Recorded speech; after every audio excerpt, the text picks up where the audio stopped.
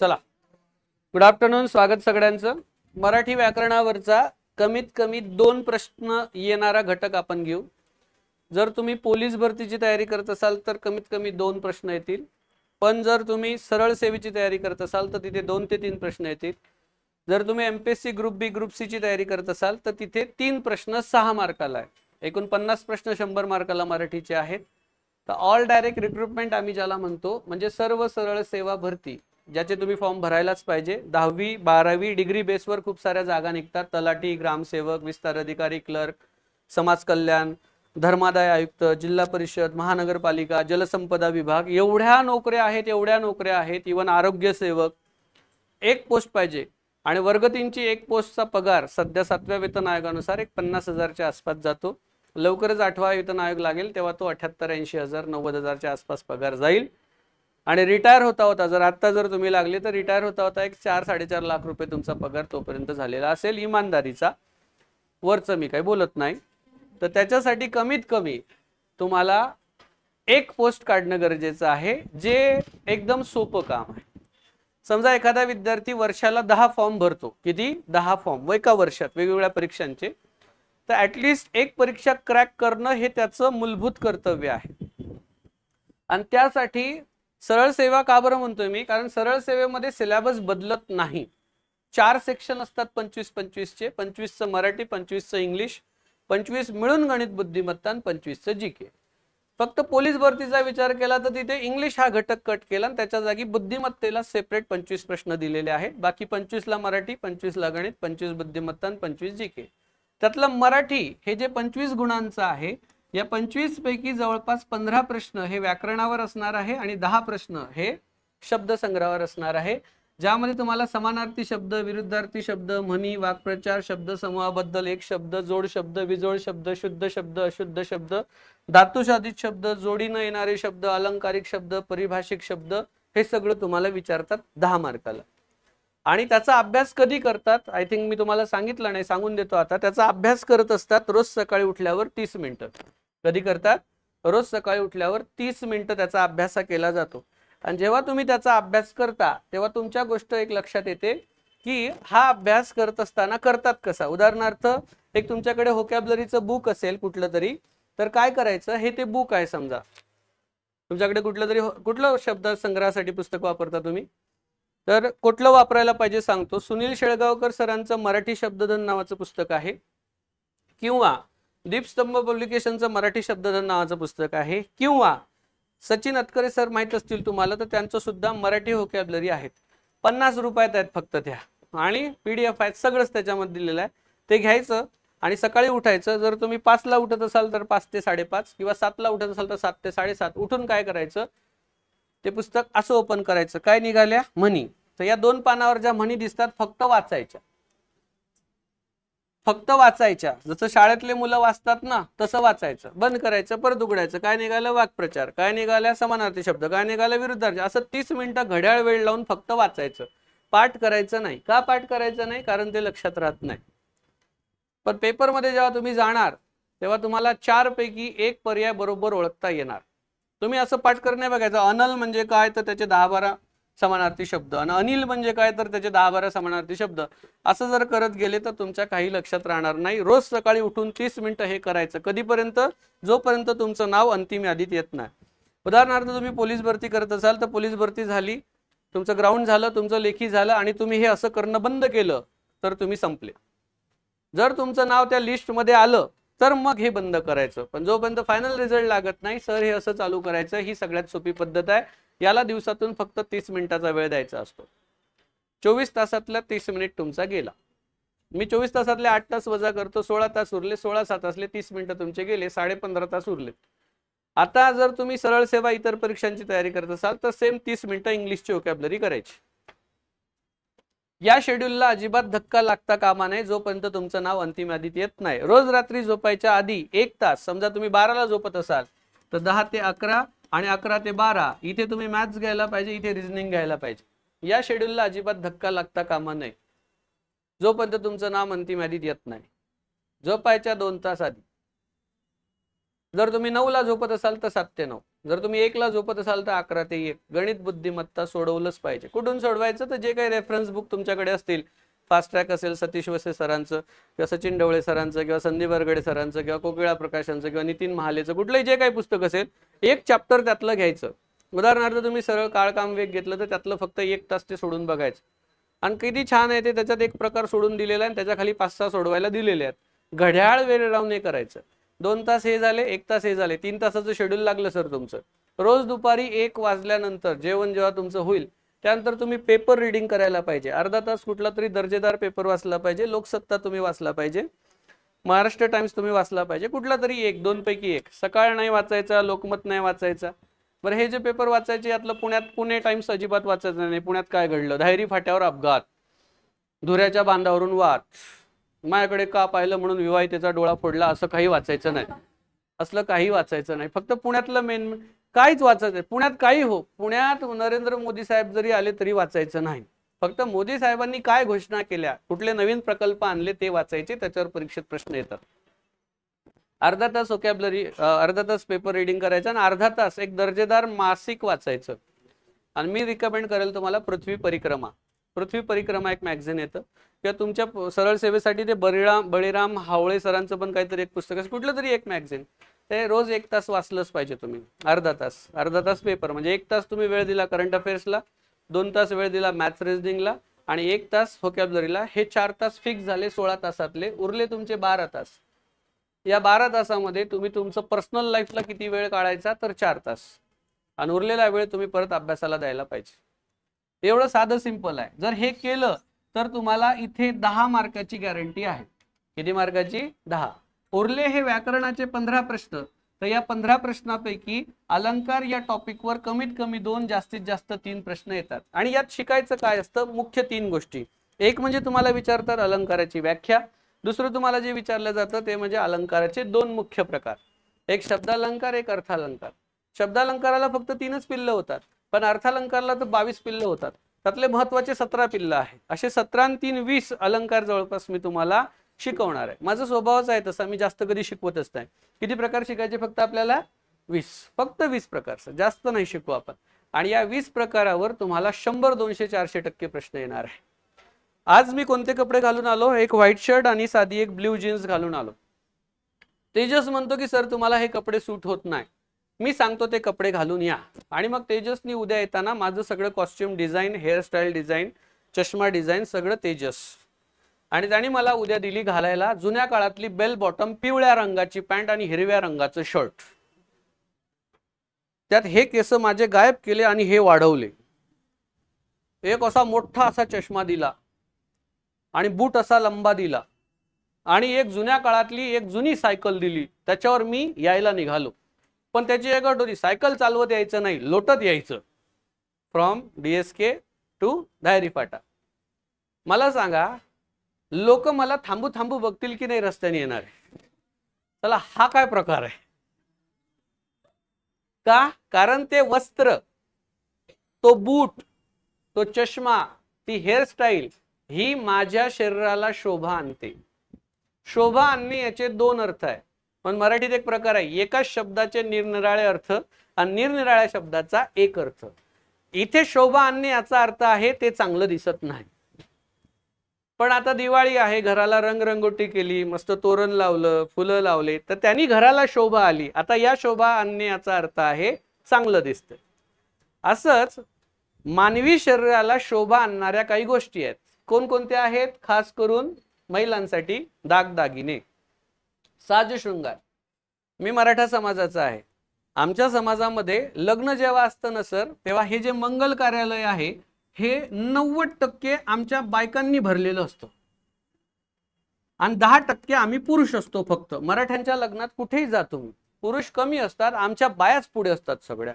आणि कुठे असतात ह्या? हे जर स्टेज आहे तर हा सगळा जो भाग आहे हा बायकांनी भरलेला असतो आणि आम्ही पुरुष मंडळी इथे असतो कुठेतरी कोपऱ्यात, कडेवर पार्सल घेऊन, एक बॅग घेऊन आणि एक पार्सल सोबत. त्याला कुरकुरे खाऊ घाल, चिप्स खाऊ घाल, पाणी पाच, त्याची शी सू सगळं आम्ही करत असतो.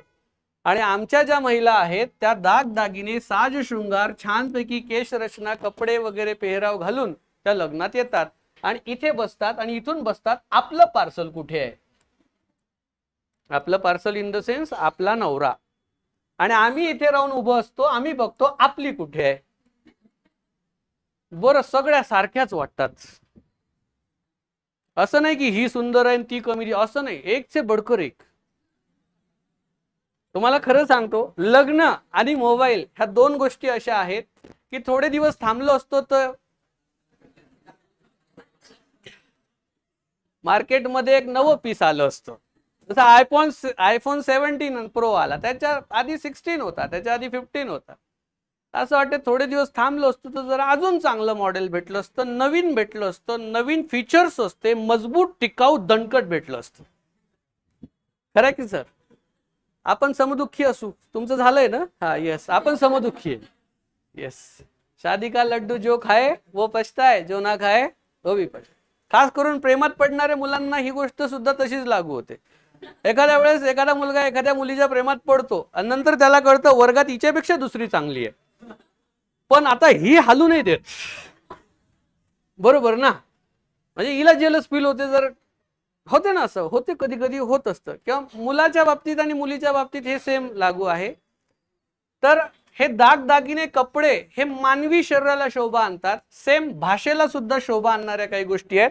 आणि याचा सगळ्यात जास्त फायदा वापर महाराष्ट्रातल्या 2-3 लोकांनी केला. एक स्वर्गीय दादा कोंडगे, एक स्वर्गीय आदरणीय वंदनीय बाळासाहेब ठाकरे, आणि तिसरे राज ठाकरे. यांनी भाषेचे अलंकार सगळ्यात जास्त वापरले, कारण हे शब्दच तसे वापरत होते की त्या शब्दामुळे भाषेला शोभा आली. तुम्ही स्वारगेटला गेले कधी, शिवाजीनगरच्या बस स्टँडला गेले का, तिथे एक कॅसेट वाजते, आम्ही बिघडलो तुम्ही बिघडा ना. हा, आम्ही बिघडलो तुम्ही बिघडा, असं नाही. तो काय म्हणतो, आम्ही बिघडलो. एका कोचिंग क्लासची ऍड आहे की इथे क्लास लावल्यावर आम्ही बिघडलो, आता तुम्ही बिघडा, आहे की नाही? पण ऐकायला कसं येतं, आम्ही बिघडलो तुम्ही बिघडा, भाषेचे अलंकार आहे ना. सांगलीला चलतेस का, मारीन लीला का ना घाली. पण ऍक्च्युली वाक्य काय, सांगलीला चलतेस का, सांगली गाव आहे. हे आहे भाषेचे अलंकार. म्हणून भाषेला शोभा आणून तिच्या सौंदर्यामध्ये भर पाडणाऱ्या वाक्य रचनेला भाषेचे अलंकार म्हणतात. आपल्या महाराष्ट्रातलं एक छान नेतृत्व आहे. गेले 35 वर्ष झाले केंद्रात कोणाची सरकार येऊ तो मंत्री असतो. कोणाची सरकार येऊ, भाजपची सरकार येऊ किंवा काँग्रेसची सरकार येऊ, सर तो मंत्री असतोच. रेल्वे मंत्री असतो, समाज कल्याण मंत्री असतो, काही ना काही त्याला खातं असतंच. बरं, त्यांनी विकास फक्त त्याचाच केला, त्याच्या समाजाचं त्यांनी काहीच भलं केलं नाही. जो मेरे को नहीं बनाएगा मंत्री, उसके डोले में पिलूंगा नागपूर की संत्री. सहज आठवले म्हणून पाठवले. कोण आहेत ते? महामहिम रामदासजी आठवले. मला खूप आवडतो तो माणूस. का माहित आहे का? त्याचं कसं आहे माहित आहे का, जिधर बम उधर हम, फटा बम भागे हम. खतरनाक आहे. त्याला जर उद्या कळालं की काँग्रेसची सरकार येणार आहे, ते पटकन काँग्रेसच्या जागी जाऊन बसेल. 35 वर्ष झालं ते मंत्री आहे. बरं, लोकसभेला पडून ते मंत्री होतं, लोकसभेला उभं राहतात ते पडतात, मग राज्यसभेतून आत जातात. राज्यसभा म्हणजे मागचा दरवाजा असतो. पण त्या माणसाकडनं शिकण्यासारखं असं आहे, काळासोबत बदललं पाहिजे. तो माणूस काही पण कपडे घालतो, चित्रविचित्र आहे, फुलाफुलाचं शर्ट, हे पिवळी हिरवी पॅन्ट, तो हे विचार करत नाही की लोक काय म्हणतील. त्याला जे छान वाटतं ते तो करतो. तो खरं जीवन जगतो. कोण? रामदासजी आठवले. बरं, ते कुठली पत्रकार परिषद घेत नाही, काय नाही. बस एकदा संसदेत जेव्हा अधिवेशन असतं तेव्हा ते काहीतरी बोलतात. काय बोलतात? भाषेचे अलंकार. दुसरं काही बोलत नाही, दुसरं काहीच बोलत नाही. त्यांचं भाषण ऐकावं असं वाटतं, पण ते 2-3 मिनिटाच्या वर बोलत नाही. ते शब्द खूप जपून वापरतात, माहित आहे की नाही? रामदासजी आठवले. असं हे जे वाक्य रचना आहे ना, सुंदर वाटली पाहिजे. मराठी हा जो विषय आहे ना, हा स्पर्धा परीक्षेत शिकवणं सगळ्यात चॅलेंजिंग काम होतं, माहित आहे तुम्हाला? एक काळ असा होता की सगळे म्हणत काय ते मराठी व्याकरण बोर होतं, कुठं ते शिकता. मार्केट असं तयार झालं की आज मराठी शिकवणारे फक्त पुण्यातला जर विचार केला तर आम्ही मोजके एक 7-8 चांगले लोक तिथे आहोत. चांगले लोक आहेत, मला त्यांचं नाव घ्यायला आवडेल. अमोल पाटील सर छान शिकवतात, माझे मित्र आहेत ते. यशवंत सोलाट सर छान मराठी शिकवतात. विशाल सुतार सर छान मराठी शिकवतात. प्रदीप बोदले सर छान मराठी शिकवतात. आशालता गुट्टे मॅडम छान मराठी शिकवतात. ओके, 6वा मी आहे की जो मराठी पुण्यामध्ये घेतो. पण अजून असे 50 लोक जरी पुण्यात मराठी शिकवायला आले तरी विद्यार्थी काही कमी नाहीये, प्रत्येकाला खूप सारे विद्यार्थी भेटतात मराठीसाठी. महाराष्ट्रामध्ये मराठीचे एक क्रेज निर्माण केलं ते या अलंकार टॉपिकमुळे. हे जे शिक्षक लोक आहेत ना, हे छान पद्धतीने मराठी शिकवायला लागले आणि मग मुलांना ते आवडायला लागलं. आणि आज MPSC मध्ये याची फी जी झालेली आहे फक्त मराठी शिकायची ती 4 ते 5 हजार रुपये झाली फक्त मराठी विषयाची. पूर्वी असं नव्हतं. पूर्वी एकदम स्वस्तामध्ये मराठी कोणी पण लावून टाकायचं. पहिले परिस्थिती लावतही नव्हते. म्हणजे 100 रुपयात जरी कोणी मराठीची बॅच घेतली ठेवली तरी कोणी मराठी लावत नव्हतं. पण आज मराठीची अलंकार एवढे छान आलेले आहेत की मराठी लोकांना आवडायला लागली. आता हे जे भाषेचे अलंकार आहे हे 2 प्रकारचे आहेत. एक असतो शब्दालंकार, एक आहे अर्थालंकार. याचा जर विग्रह केला आपण तर शब्द अधिक अलंकार. आणि हे ओळखायचं कसं, याचे फक्त 3 प्रकार आहे. याचे 22 प्रकार आहे. मी यातले 17 शिकवणार आहे तुम्हाला. असे 17 आणि 3 20 प्रकार आहेत ज्याच्यावर 100 200 400% परीक्षेमध्ये प्रश्न हे येणारच आहे. यातला शब्दालंकार म्हणजे काय, बोलत असताना वाक्यामध्ये एखादा शब्द विशिष्ट चमत्कृती साध्य करतो. तो शब्द एकदम भारी. जसं लग्न झालेल्या मुलींना माहित आहे की सासू कसं टचकन बोलते, सासूचा कुठला तरी एक शब्द असा लागतो, बरोबर ना. असा मी माझं ध्येय IAS जेव्हा स्टार्ट केलं होतं तेव्हा आपण पुढे गेलेलं गावकरी लोकांना आवडत नसतं. तेव्हा पेपरमध्ये बातम्या यायच्या की स्पर्धा परीक्षेच्या क्लासेसचा सुळसुळाट, विद्यार्थ्यांना लाखो रुपयाची फी सांगून काही क्लासचे संचालक आपले ध्येय साध्य करत आहे. आणि ध्येय हे single comma into inverted comma मध्ये त्यांनी पेपरात छापलं होतं. ते डायरेक्ट माझं नाव घेऊ नाही शकत का, मी अब्रू नुकसानीचा दावा दाखल करू शकतो, डायरेक्ट 5 कोटीचा दावा टाकून देईन त्याच्यावर की माझं नाव घेतलं कसं काय. त्यामुळे असं तुम्ही कोणाचं नाव नाही घेऊ शकत. मग त्यांनी काय टाकलं, असं ध्येय साध्य करतात. हा शब्द चमत्कृती साध्य करतो. हा शब्द त्या वाक्याला शोभा आणून देतो की या पेपरवाल्याचं नेमकं दुखणं काय आहे. तर हा ध्येयवाला आहे. कारण मी काही या पेपरवाल्याला जाहिराती देत नव्हतो, काही नाही काय. त्यांना जाहिराती पाहिजेत की आमच्या पेपरला जाहिराती द्या. पेपरमध्ये एवढी छोटी जाहिरात जरी कोपऱ्यात छापायची झाली 2x3 ची तर याचे 6000 रुपये रेट आहेत एका दिवसाचे. आपली गव्हर्नमेंट जे अख्खं पेज जाहिरात छापते तर फ्रंट पेज जे असतं लोकसत्ताचं ते 10 लाखाचं आहे एका डिव्हिजनसाठी. असे महाराष्ट्राचे डिव्हिजन 6 आहेत, 60 लाख एका दिवशी. असे हे वर्षभरात किती जाहिरातीवर खर्च करतात तुम्ही विचार करा. आम्हाला माहित आहे हे किती पैसे जातात. आमचं बजेट असतं किंवा आपण वर्षाला मॅक्झिमम 25 लाख रुपये जाहिरातीवर खर्च करू, याच्यावर नाही. आणि जेव्हा आमचं बजेट संपते आम्ही कोणाला जाहिरात देत नाही, कारण अंगापेक्षा बोंगा मोठा, त्याला काय अर्थ नाही, बरोबर ना. म्हणजे इन्कम 5 रुपये आणि खर्च 10 रुपये, याला काहीच अर्थ नाही. मग हा जो शब्द त्यांनी टाकला होता हा शब्दालंकारामध्ये जातो. आणि याचे फक्त 3 प्रकार आहे. एक आहे अनुप्रास, एक आहे यमक आणि तिसरा आहे श्लेष. आता अनुप्रास कशाला म्हणतात, पेटविले पाषाण पठारावरती शोभांनी, देवी दीन दयाळा दुःख दूर दवडी, द्रुत दास शांती समज दे. आता काय असतं की जेव्हा मी म्हणतो पेटविले पाषाण पठारावरती शोभांनी, इथे बघा प प प प एक शब्द कुठला तरी इथे रिपीट झालेला आहे. कोणता शब्द रिपीट झाला, वर्ण रिपीट झालाय. प हा वर्ण रिपीट झालेला आहे. गळ्यामध्ये गरीबाच्या गाजे ग ग ग संतांची वाणी, शब्द रिपीट झाला एक, पण तो शब्द रिपीट कुठल्याही ठिकाणी झाला, एका विशिष्ट ठिकाणी नाही झाला. जसं इथे बघा, देवी दीन दयाळा दूर द्रुत दास दुःख दूर दवडी शांतीचं मज दे, इथे द द द रिपीट झाला पण तो योग्य ठिकाणी नाही.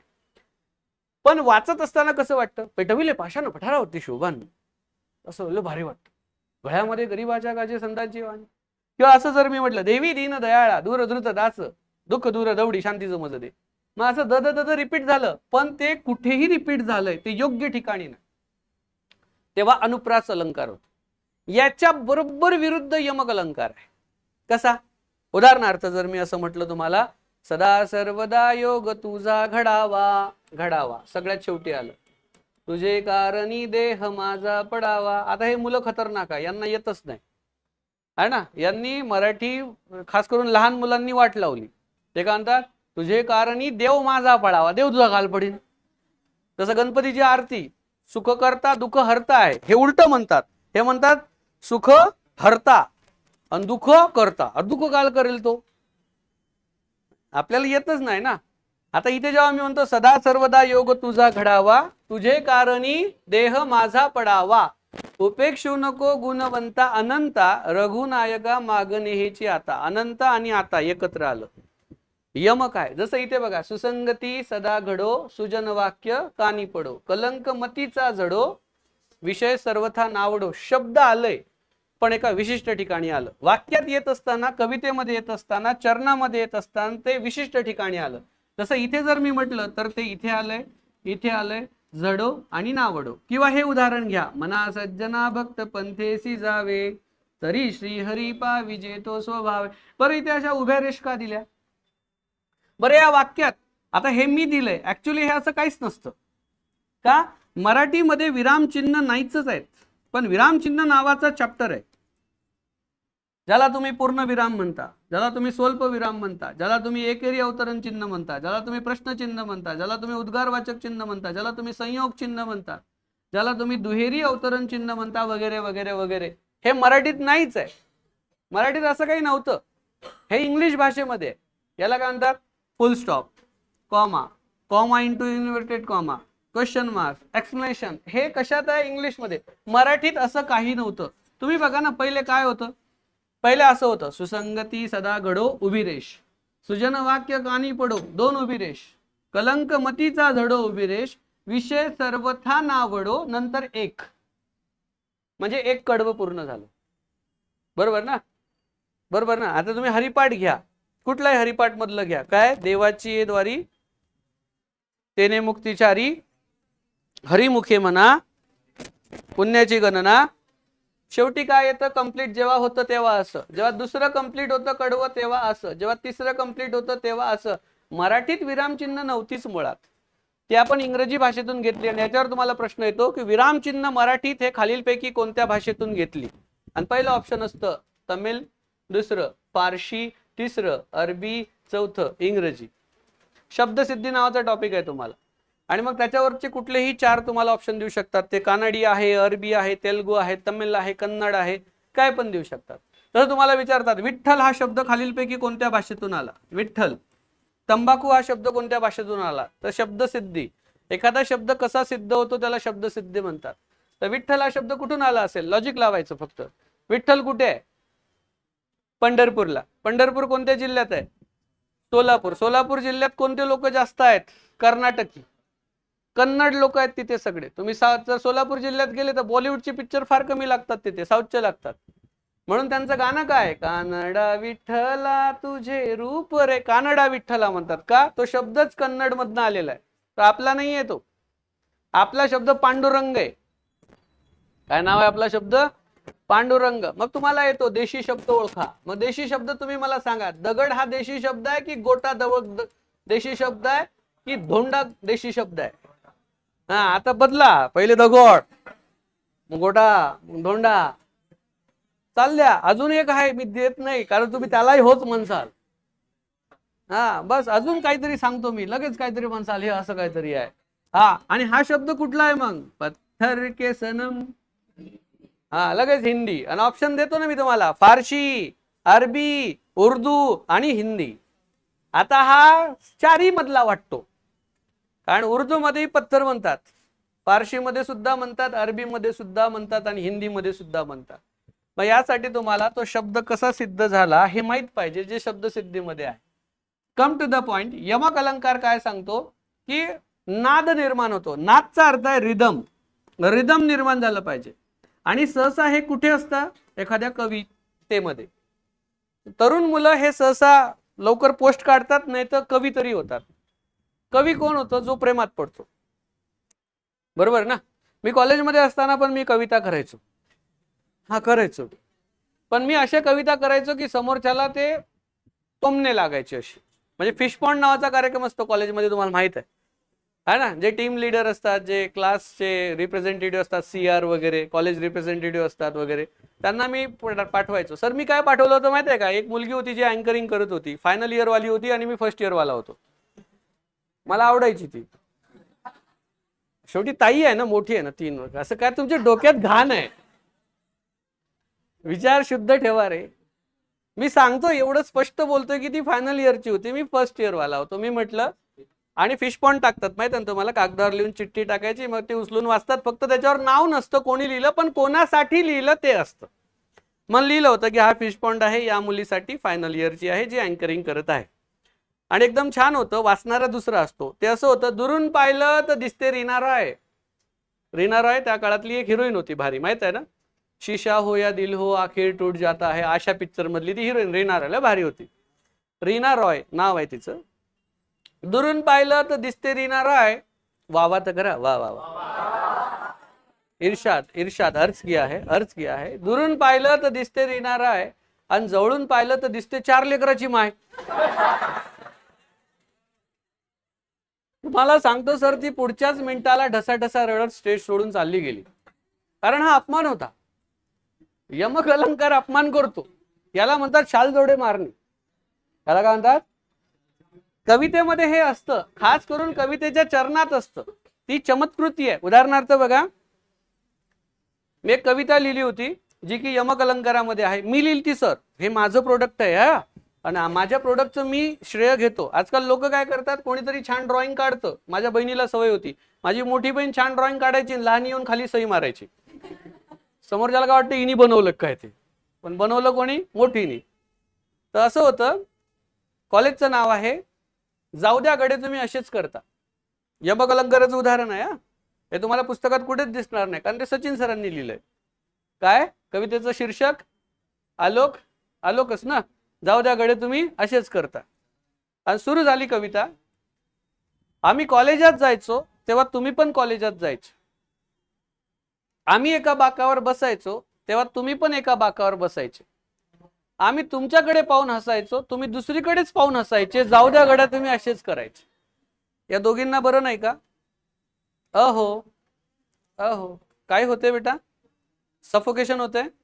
ते उघडायला लावू, थोडस पाणी देऊ, चॉकलेट देऊ. बाहेर जायचं असेल तर जाऊन या बरं का, नाराज नका राहू.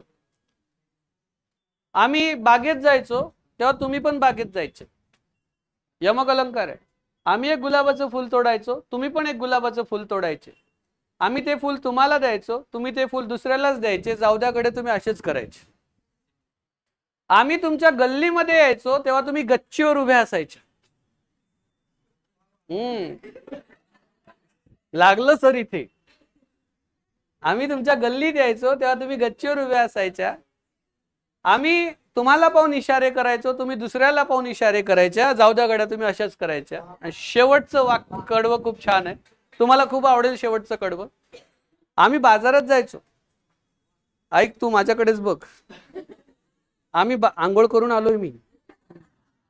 येस. आम्ही बाजारात जायचो तेव्हा तुम्ही पण बाजारात जायच्या. आम्ही तुमच्याकडे पाहून हसायचो, यावेळेस तुम्ही पण आमच्याकडे पाहून हसायच्या. पण तुमच्या कडेवरचं मूल मला मामा मामा म्हणायचं. जाऊ द्या गड्या तुम्ही असेच करायचे. आता काय फायदा हसून? आता काय फायदा हसून? यमक अलंकार असाच असतो. यमक अलंकार कानाला खूप छान वाटतो, पण अनुप्रास अलंकाराचं एक उदाहरण आहे. अमिताभ बच्चनच्या चित्रपटामध्ये आहे. कच्चा पापड पक्का पापड 1 मिनिट फक्त 60 सेकंद फास्ट मध्ये म्हणून दाखवा. फक्त 60 सेकंद म्हणून दाखवा, फास्ट म्हणून दाखवा, जोरात म्हणून दाखवा. असं जेव्हा कोणी चॅलेंज करतं तो 30 सेकंदाच्या वर जात नाही.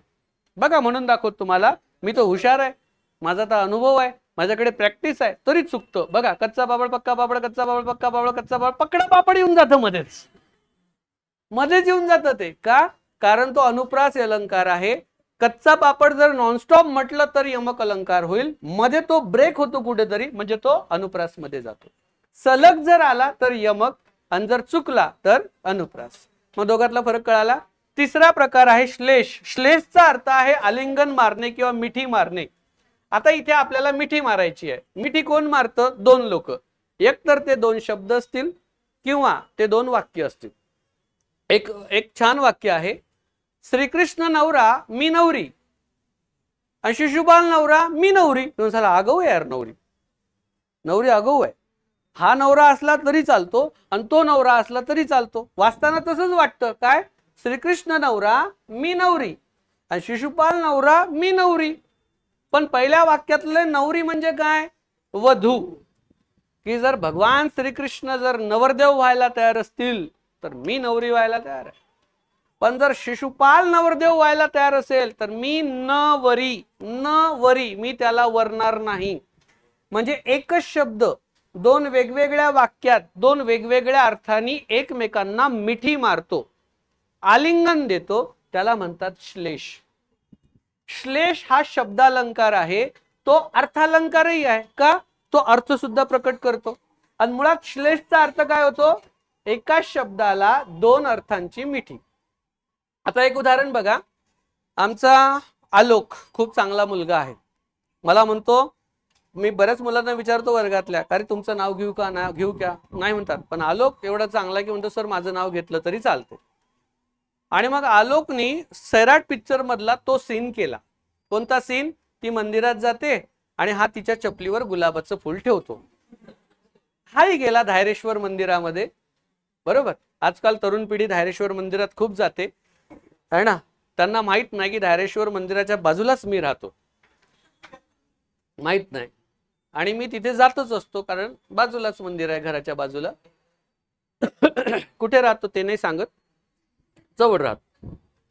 तर तरुण पिढी सारखं आमचा हा आलोक गेला आणि तिच्या चपला बाहेर ठेवला होता. त्या चपलीवर यांनी गुलाबाचं फुल ठेवलं. ती आली, तिने पाहिलं. तर आता मूळ सैराट मूवी मध्ये काय असते, ती फुल उचलते आणि त्याचा स्मेल घेते. कळत नाही तो फुलाचा स्मेल आहे की चपलीचा स्मेल आहे, कळत नाही ना. कारण ती काही सॉक्स वापरत नाही अर्ची, त्यामुळे त्या पायाचा घाम आला असेल, तो चपलीला लागला असेल आणि तो त्या फुलाला लागला असेल. आणि स्मेल एवढा भारी, स्मेल म्हणजे वास. फुलाला सुगंध असतो, वास नसतो. वास म्हणजे घाणेरडी गोष्ट. आपण म्हणतो भाजी छान झाली, वास आला. वास आला म्हणजे भाजी खराब झाली. सुवास आला म्हणून काय म्हणायचं, सु हा पॉझिटिव्ह इंडिकेट करतो, स हा पॉझिटिव्ह इंडिकेट करतो. म्हणून मराठी व्याकरणामध्ये काय म्हणतात, सव्यय अव्यय. अ हा निगेटिव्ह करतो, स हा पॉझिटिव्ह करतो. मग ती आली, तिने बघितलं फुलं आहेत आणि मग तिने काय केलं ते तुम्हाला सांगतो. हे तुझी नोटबुक आहे का पूर्ण भरली, खाली काहीच नाही, बापरे जाऊ दे, तुझी पाहू दे. ही याची नोटबुक आहे. वाईट वाटलं, बर सॉरी शक्तिमान, माझ्याकडनं ब्लँक पेजेस घेऊन घे. तिने ते फुल असं उचललं आणि उचलल्यानंतर काय केलं माहित आहे का, आलोकनी प्रेमाने फुल ठेवलं. तिने फुल बघितलं, उचललं आणि पाहिलं कोणी ठेवलं, तर दिसला आलोक. जसा आलोक दिसला, आलोकची स्माइल दिसली, त्याच्यासोबत सल्ल्या आणि दगड्या दिसला, आहे ना. येस, सैराट हा कधीच घडला नसता जर ते नालायक मित्र सोबत नसते तर. लंगड्या आणि सल्ल्या. लंगड्याचं नाव काय असतं, प्रदीप. काय नाव असतं, प्रदीप. तंबाखू खातो, गुटखा. आणि ती हिरोईन जेव्हा खाली कागद फेकते उचलतो, त्यात तिचे कापलेले नख असतात, बरोबर ना. आणि हा हुशार असतो, याच्या आयुष्याचे स्वप्न असतात, करिअर असतात परशाचे, त्याला मार्कही चांगले असतात, आयुष्यात काही बनायचं असतं. पण ते दोन नालायक म्हणतात, बघ ना तुझ्याकडे बघते, बघ बघ बघ, आणि ते वाया जातं बिचार. त्यामुळे असे दोन मित्र काढून टाका. तिने ते फुल बघितलं, असं केलं, पायाखाली टाकलं, असं त्याला कुस्करलं आणि निघून गेली राग.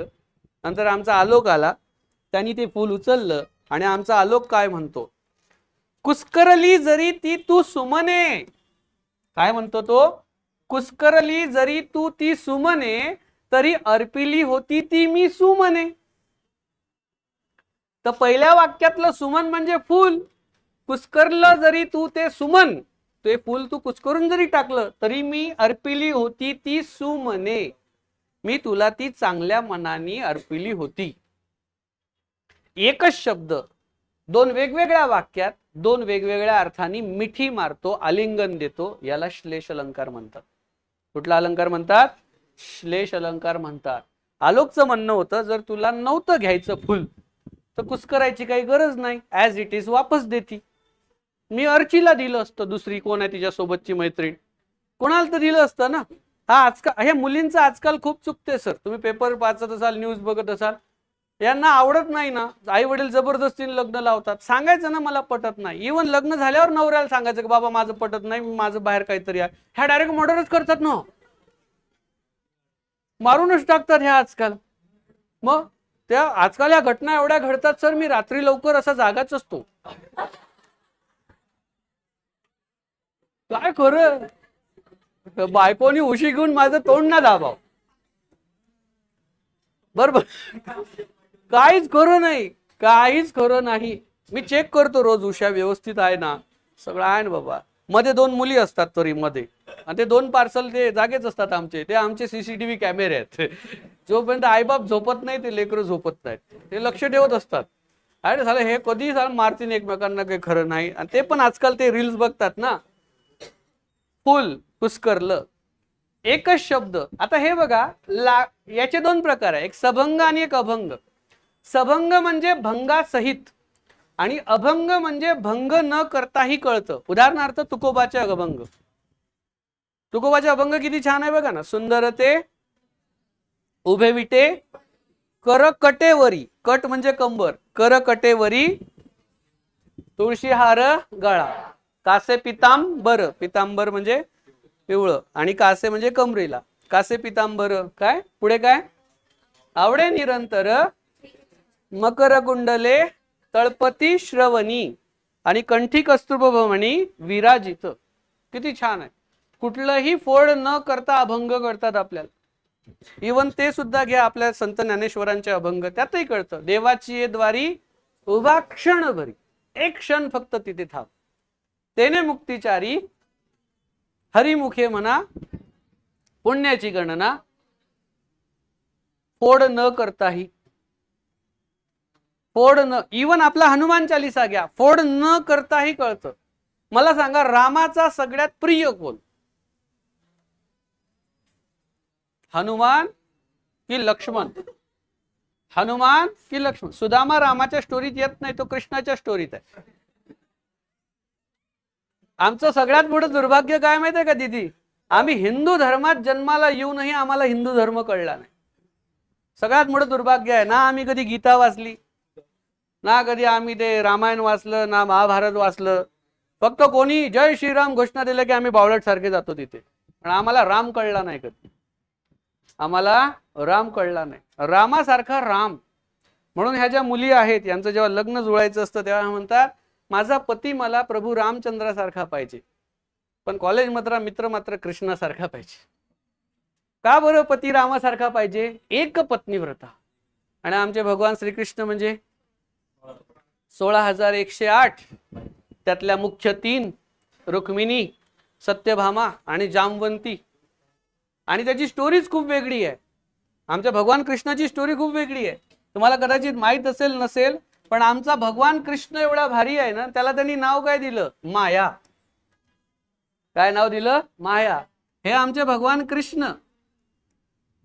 यांच्यावर प्रेम करायची मीरा, हे प्रेम करायचे राधेवर, आणि यांना भेटली रुक्मिणी. घ्या, आपलं लाईफ असंच आहे. आपलं लाईफ खरं आहे की नाही? आपल्याला जे आवडते तर आपल्यावर प्रेम दुसरंच काय करतं. भाग्यवान तो आहे की जो ज्याच्यावर प्रेम करत होता त्याला ती भेटली. अरे बाळांनो, जर देवासोबत हे झालं नाही तर तुम्ही आम्ही किस खेत की मुली. देवाने सुद्धा तो विरह सहन केला, आणि देव काय करत गेला? कार्य. आणि असं तसं कार्य नाही केलं. भगवद्गीता एवढं मोठं कार्य रचलंय, आम्ही तेही वाचत नाही सर. मुळात आम्हाला तेच कळत नाही. आता याच्यातलं एक उदाहरण सांगतो तुम्हाला, अभंगामधलं. लागणे. एखाद्याला एसटी लागते बघा, बसनी प्रवास करताना एसटी लागते. आता आमच्या वहिनी आहेत, ग्रामीण भागातल्या आहेत. माझा भाऊ शेती बघतो. वहिनी त्या घरी मस्त गाडी घेतली 4 व्हीलर, पण वहिनी म्हणतात नाही मी एसटीनच येते. किंवा मग ती काली पिली गावाकडे जी असते, 4 व्हीलरला बसत नाही का? त्यांना ती लागते. एसटीनीच प्रवास, मग ती गोळी घेतात उलटी होऊ नये म्हणून. लागणे. आणि दुसरं लागणे म्हणजे काय? हवी असणे. मला तुझी वही लागत होती गड्या, देतो का 1 दिवसासाठी? लागणे, हवी असणे. आणि दुसरं लागणे म्हणजे काय? चक्कर येणे, भोवळ येणे. मी ते हनुमानाचं उदाहरण याच्यासाठी दिलं की हनुमान चालीसा मधलं एक वाक्य आहे की प्रभू रामचंद्र त्या हनुमानाला भेटतात गळ्यात गळे घालून, आणि काय म्हणतात? तुम मम प्रिय भरत ही समभाई. बघा भरताचं महत्व किती मोठं आहे बघा. रामासोबत काहीही कारण नसताना 14 वर्ष लक्ष्मण राहिला. लक्ष्मणाने रामाची शेवटपर्यंत सेवा केली. आणि जेव्हा राम सीता रात्री झोपायचे तेव्हा लक्ष्मण पहारा दिला 14 वर्ष. 14 वर्ष लक्ष्मणाची बायको झोपली नाही, ती सुद्धा रात्रभर जागी असायची. का तर माझा नवराही तिकडे जागा आहे, पहारा देतोय. पण पूर्ण रामायणात लक्ष्मण आणि त्याच्या बायकोवर काही लिहिलेलं नाही. त्याग लक्ष्मणाचा आहे. शिक्षा रामाला झालती 14 वर्ष वनवास, पण भोगलं यांनी. आणि तरी एवढं केल्यावरही राम काय म्हणतात, तुम मम प्रिय भरतही सम भाई. कोणाला? त्या हनुमानाला. तू माझा भाऊच आहे. कसा? एवढा प्रिय आहे जेवढा तो भरत मला प्रिय. पण लक्ष्मणाचं नाव घेत नाही. शब्द सभंग आणि अभंग असाच आहे, शब्द एकमेकांना मिठी मारतो. इथे फोड केल्यानंतर किंवा फोड न करता, अभंग मध्ये फोड न करताही कळतं आपल्याला. कळते? मग जर तुम्हाला पद्याची चरण विचारतात किंवा तुम्हाला असं देतात, जसं एक उदाहरण आहे बघा, मित्राच्या उदयाने कोणाला आनंद होत नाही. काय म्हटलं मी? मित्राच्या उदयाने कोणाला आनंद होत नाही, आणि अंडरलाईन केलं मित्राच्या खाली. मग इथे मित्र या शब्दाचे 2 अर्थ आहे, फोड केल्यावरच कळतात. मला सांगा, एक मित्र म्हणजे कोण? तुमचा सखा सोबती दोस्त. आणि दुसरा मित्र म्हणजे कोण? पावसाळ्यात सगळ्यात जास्त कोणाची आठवण येते? पुण्यामध्ये तर मे महिन्यापासून पाऊस सुरू झाला. मे महिन्यापासून आत्ता थांबलाय, पण दररोज पाऊस असतो. बरं, पुण्यातला पाऊस, मुंबईचा पाऊस थोडा वेगळा असतो. कसा? इकडचा पाऊस ना धड तुम्हाला ओला करत, ना धड तुम्हाला कोरडा ठेवत. घरचे कपडे सुद्धा वाळत नाहीत, आणि त्यातल्या त्यात कामाचे कपडे वाळत नाहीत. पावसाळ्यात सगळ्यात मोठी अडचण ती आहे, जे कामाचे कपडे आहेत ते वाळत नाही. बाकी तुम्हाला कळालं असेल, बरोबर ना? आणि ते कपडे जर आपण घातले तर दिवसभर इचिंग होतं, इरिटेट होतं, वास येतो, घाणेरडा स्मेल येतो. तर टॉवेल वाढत नाही आपले, घरात सगळा तो स्मेल येतो. त्याच्यामुळे मग ते कीटाणू होण्याची शक्यता आहे, बॅक्टेरियल फंगल इन्फेक्शन त्याच्यामुळे होण्याची शक्यता आहे. अशा वेळेस वाक्य आहे, मित्राच्या उदयाने कोणाला आनंद होत नाही, तर सगळ्यांना आनंद होतो. म्हणजेच काय? सूर्याच्या उदयाने कोणाला आनंद होत नाही. आपण कोणाची वाट बघतो? सूर्य आला पाहिजे बाबा, आणि तुम्हाला हे ऋतू एन्जॉय करता आले पाहिजे. हे भारतीय लोक खूप विचित्र पद्धतीचे आहे, मानसिकतेचे आहे. पाऊस असला, यार पाऊसच आहे. थंडी पडली, थंडी वाजते, स्वेटर घालून. ऊन पडलं, ऊनच. अरे एन्जॉय कर ना. पाऊस पडला तर जा, भीज, गोळी घे, गरम भजे खा, चहा घे, काढा पी. थंडी आली, जा थंडीमध्ये, गुलाबी थंडी असते ती मस्तपैकी.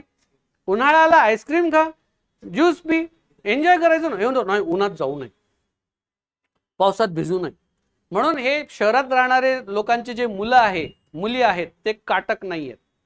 म्हणून काल मला खेत्री सर म्हणत होते की ग्रामीण भागातल्या मुलांचं ग्राउंड भारी आहे आणि शहरी भागातल्या मुलांचं लेखी भारी आहे. शहरी भागातल्या मुलांचं ग्राउंड चांगलं नाही का? ते नाजूक आहे. जसं मी नेहमी उदाहरण सांगतो, पोलीस भरती तयारी करणारे मुलं आहे सर, सिलेक्ट झाल्यावर असं वाटते की यालाच 4 लोक सिक्युरिटीला ठेवा. त्याला अशी वर्दी घातली ना, खाकी वर्दी, असं वाटते पुतळ्याला कपडे घातले काय. आता मी मगाशी आलो होतो, अजित पवार साहेब आले होते इथे, काही 1-2 पोलीसवाले होते, काय डॅशिंग पर्सनॅलिटी होती त्यांची. पण काही असे होते कोपऱ्या खापऱ्यात. तशी तुमची पर्सनॅलिटी नसेल, तुमच्यात कॉन्फिडन्स येत नाही. लक्षात घ्या बरं का. ही वर्दी म्हणजे एक मोठी जबाबदारी आहे. सरांना माहिती आहे वर्दीचं महत्व. किती भारी वाटतं सर, असा कॉन्फिडन्स वाढतो. मी तर फर्स्ट अटेम्प्ट मध्ये PSI प्री पास झालो, मेन्स पास झालो, फिजिकलला गेलो. तिथून मला कमरेत हात घालून हाकललं त्यांनी, लात घातली कमरेत दिग्बनीतून. का तर माझी 1 सेंटीमीटर हाईट कमी भरली सर 2008 मध्ये. 164 सेंटीमीटर हाईट भरली, 165 पाहिजे. तेव्हा मी खूप वाद घातले होते. मनोज लोहार साहेब DCP होते. त्यांना म्हटलं, महाराष्ट्राच्या गृहमंत्र्याची हाईट नाही, तुम्ही माझी काय पाहता? तो म्हणे, आता तू शिल्लक बोलला, निघ म्हणे इथून. कारण गृहमंत्री होते RR पाटील. म्हटलं, गृहमंत्र्याची कुठे हाईट आहे, तुम्ही आमची हाईट चेक करता? म्हटलं, सर एक चान्स द्या, मला ग्राउंडला उतरू द्या. 200 पैकी जर 199 जरी घेतले ना, मला हाकलून द्या. फक्त 200 पैकी 200च घेईन. तो म्हणे, नाही ना सचिन, तसं नाही जमत, निघ म्हणे इथून. काढून टाकलं मला बाहेर. लय वाईट वाटलं सर. पण जेव्हा माझ्या सोबतचे मित्र झाले, ते ट्रेनिंगला गेले, ट्रेनिंगहून आले, मी त्यांची वर्दी घालून फोटो काढलेत सर, फेसबुकला टाकले. आजही आहेत माझ्या फेसबुक पेजवर, जाऊन पहा, चेक करा, तारखे सहित आहेत. सचिन अतकरे प्रोफाईल पेजवर जा तुम्ही, तुम्हाला दिसेल. वर्दीवर लय हँडसम दिसतो मी. त्या काळात तेव्हा 6 पॅक होते, आता 1 पॅक आहे, फॅमिली पॅक आहे आता. बरोबर ना? आणि तुमच्यात जर खरंच हिंमत असेल तर असा 1 पॅक करून दाखवा. नको सर, तुमच्याकडेच ठेवा. बरोबर ना. आणि एवढं मोठं पोट घेऊन 1600 मीटर मारल्या जाणार ना. बरोबर. तर ती वर्दी जेव्हा घातली होती ना साहेब, मी लय भारी वाटतं सर. एक वेगळी फिलिंग येतं ती वर्दी जेव्हा घालतो, असे 2 स्टार, ती कॅप PSIची, इथे ती बंदूक अरे एवढी वजनदार ती बंदूक, तो शूज क्रीम कलरचा, तो क्रीम कलरचा बेल्ट, कॉन्फिडन्स लेवल कुठल्या कुठे जातो. जस्ट टेक अन अनदर एक्झाम्पल. ज्या दिवशी आपण घरचे कपडे घालतो, घरगुती कपडे घालतो, 8 दिवस तेच कपडे घालतो, लायब्ररीत जाऊन अभ्यास करतो, आणि एखाद दिवस आपण छान कपडे घालतो, आपल्याला वेगळं वाटते की नाही. एक स्वच्छ धुतलेले, जुने का असेना पण धुतलेले, प्रेस केलेले कपडे घातल्यानंतर जर आपल्या पर्सनॅलिटीत थोडंसं वेगळं वाटत असेल, कॉन्फिडन्स वाढत असेल. म्हणून मी अभ्यासिकेत बसणाऱ्या मुलांना नेहमी सांगतो, अभ्यासिकेत नाईट पॅन्ट टी शर्ट घालून बसायचं नसतं. मंदिरात का बरं असं पाट्या लावलेल्या आहेत? त्या धायरेश्वर मंदिरात गाऊन घालून महिला जातात, गाऊन घालून. गाऊन कुठे घालतात? घरी. त्याच्यावर तुम्ही स्वयंपाक करता, त्याच्यावर ते सगळं भाजीचं उडतं, काय काय, ते अस्वच्छ कपडे घालून नाही जायला ना. लोक बरमुडा घालून जातात, म्हणून तो नियम आलेला आहे.